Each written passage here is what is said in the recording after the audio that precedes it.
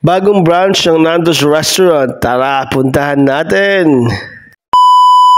And yes, nandito nga tayo sa bagong branch ng Nando's Restaurant. Sa mga hindi nakakaalam, ang Nando's ay nagsiserve ng mga Portuguese grilled chicken peri-peri style. Alam mo yon, isang kakaibang pagkain na naman ang matitikman natin. Actually, hindi naman matitikman na naman natin, kundi madalas kami rito. Isa to sa mga paborito naming kinakainan ni wife dahil talaga namang kakaiba. And so far, ito lang yung isang klase ng restaurant na medyo hindi madaling sabihin natin mahirap hanapin na katulad niya. Kaya naman gustong-gusto namin kasi hindi nakakasawa yung kanilang pagkain. At the same time, then ang kanilang interior design, isa sa mga pinakamaganda, relaxing. It's a lovely place as always. Lalo na yung kanilang mga lamp dyan. Ay, grabe. Ang gaganda ng mga pailaw ni Mayor dyan, no?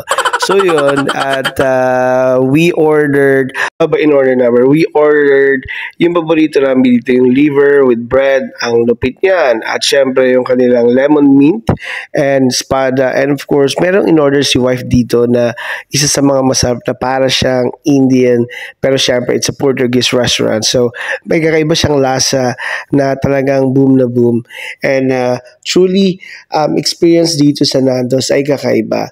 The ambience at hindi din siya masyadong crowded somehow na lugar, kaya naman maganda at gusto ni Mrs. yung mga gitong lugar na hindi masyadong crowded. At the same time, dahil meron kami laging dala na stroller, we want a place na medyo maluwag at maaliwalas. Kaya naman pagdating sa mga interior design, ang Nando's ay medyo may kakaiba talaga silang taste at talagang mag-enjoy ka. Dito pa lang sa labas ay makikita mo na kung gaano pinagandaan at talagang pinag-isipan. At syempre, yung nandun sa team na Portuguese style peri-peri flame grilled ang makikita mo rito. At yung taste ng kanilang mga inihahain dito ay talaga namang kakaiba. Especially their newest espada na manok na ito na medyo may pistachio and kakaibang lasa talaga. So you must try. Once again, we're inviting you to visit here Nando's, the newest branch here in Steigenberger, here in Old Airport. Hanggang dito lang. Bye. God bless. Step 1, wake up early, gonna rise with the sun. Step 2, get some good, some food in you. Step 3, think real hard about what you wanna be. Step 4, everybody just do your thing. Wake up, today's gonna be a good day. Wake up, today's gonna be a good day. Wake up, today's gonna be a good day.